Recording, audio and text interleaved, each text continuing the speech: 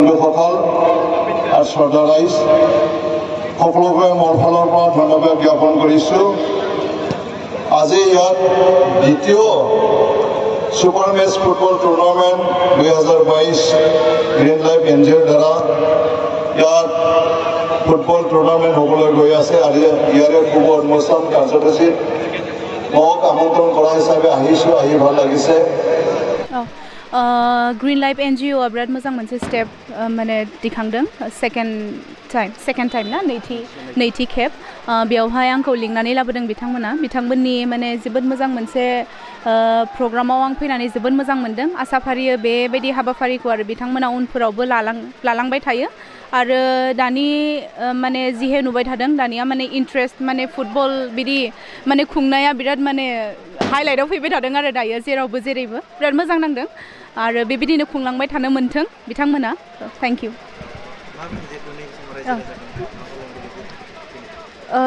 रायजो राजा बिथांमोनाथ' थांनाय बोसोरावथ' आंबो नुदों इउटुबफोराव बिराद मोजां मोनसे माने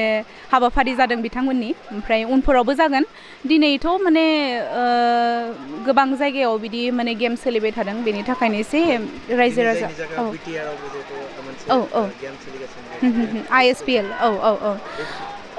ISPL बे मोनसे ISPL खौ लानाया बिराद मोजां मोनसे माबा स्टेप जादों आरो आंबो नुदों आरो थांनाय सेमि फिनालेखौबो आङो क'क्राझाराव नायनाय जादों। बिराद माने क्राउड जादों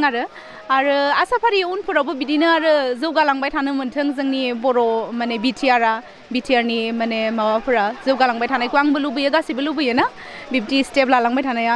मोजां जादों आरो। मारै नांदों? मोजां नांदों बिराद माने ग्रीन लाइफ NGOनिसिम जोबोद आंनि गोसो गोरबोनिफ्राय साबायखर आंखौ बेवहाय लिंनानै लाबोनायनि थाखाय आरो जोंनि नावकाटानि माखासे मोनसे रायजोफोरनि गेजेराव आंखौ खननो खाबु होनायनि थाखाय आं जोबोद साबायखर बावहरदों बिथांमोननिसिम। मेट्स दि टुर्नामेन्ट बियो दिनैनिफ्राय जागायजेनबाय। दिनै माने अर्थात 23 अक्ट'बर दिनैनिफ्राय जानानै आरो जोङो बेखौ बिनि क्लजिं सेरेमनि बेयाबो 6 नभेम्बराव जोबगोन। दा दिनैनि बे अपेनिं सेरेमनिखौ बेखेवो जोंनि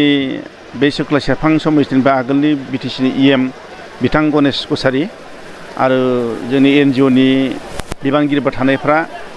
बायदि फ्लेगफोरखौ बेखेवो आरो बिनिफ्राय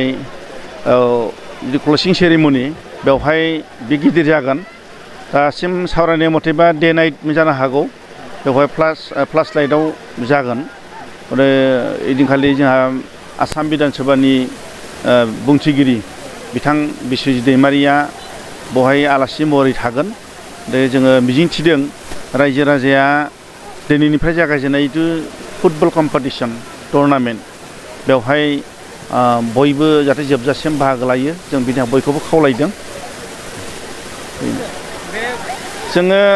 दाथ' बिटिसि ओनसोलाव जोबोद सान्थि परिबेस, जोंनाव बे थैयाव जोंनि फुटबलनि माबा थैया बर' हारिनाव दंखायो। बे गेजेर ससेयाव गोबां आन्दलन जालांबाय, बेवहाय जोंनि माने बै खेला गेलेनाय माबा फुटबल बायदिसिना गेलेनायाव जोंना बहुद मानसिफ्रा मा होनदों बनसित जाना दंमोन आरो खेला दुलायाव। जों दा बेखौ गोदानै बिटिसि ओनसोलाव जोङो जिखुनु खेलाजों लोगोसे मा होनदों फुटबलखौबो जोङो फोजाखांनो नागिरदों। दा जोङो बेखौ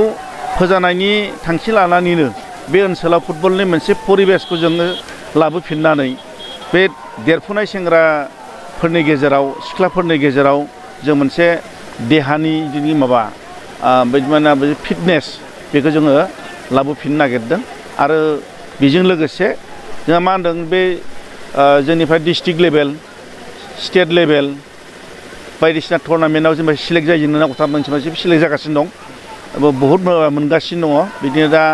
जोङो मिजिंथिदों आरो जे जोङो बिटिसिनि बाहेरनिबो माखासे टिम लाबोनानै बे ओनसोलाव फुटबलनि मोनसे जागरन जों लाबोनो नागिरदों आरो बेखिनियानो थांखिया। मानो मोनसे माने देरफुनाय सेंग्रा सिख्ला मोनसे बेमार बियो जे मबाइलजों एबजर्ब जानानै थानाया मोनसे बेमार बियो, जायनि जाहोनाव जों बिनिफ्राय बोखानांगोन मानसिफोरखौ। दा बोखानांगौब्ला जों मोनसे परिबेसजों बानायनो हानांगोन जे बे परिबेसनि मोनब्लासो बिसोरो बे लामाखौ राहाखौ गारगोन बिसोरो। दा मबाइल माने जेबो खामानि गैयाबासो मबाइल थायो। दा जों फुटबलखौ जा बे काबादिखौनो जा ख'ख'खौनो जा जों माने बायदिसिना खेला जों जा बेवहाय जों बेवहाय जों लोब्बा लाखिनो हायोब्ला बेवहाय जोंना मा होनदों गथ'फोरखौ जों बे मबाइलनि जे माबा नाखि बेमार जों बोखानो हागोन आरो इतिमধ্যे जोंहा बाहाय सुक्लाय सेन्ट्रेल फिल्डआव ख'ख' क्लाबानो जा माने बे बास्केट बलानो जा बेयाव प्रेक्टिस जाबाय थाखायो दा ओंखायनो जों बे मबाइलनिफ्राय बिसोर माबानो बे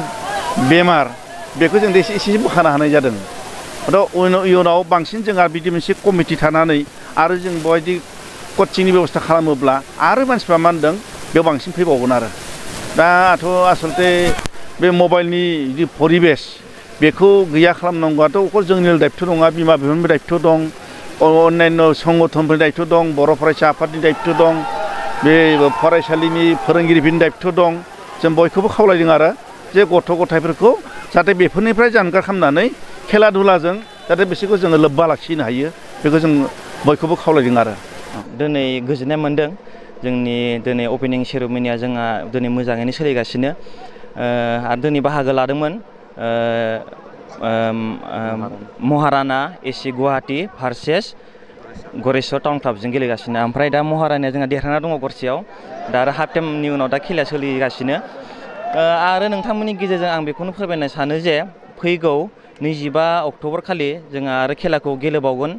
इण्डियान आर्मि DRDO जों लोगोसे उसु डिमाकुसि दिनै थांनाय बोसोरनिफ्राय देग्लाय एसे मानसिफ्रा खम जादों मानो होनबा दिनै आरो क्रिकेट सोलिदों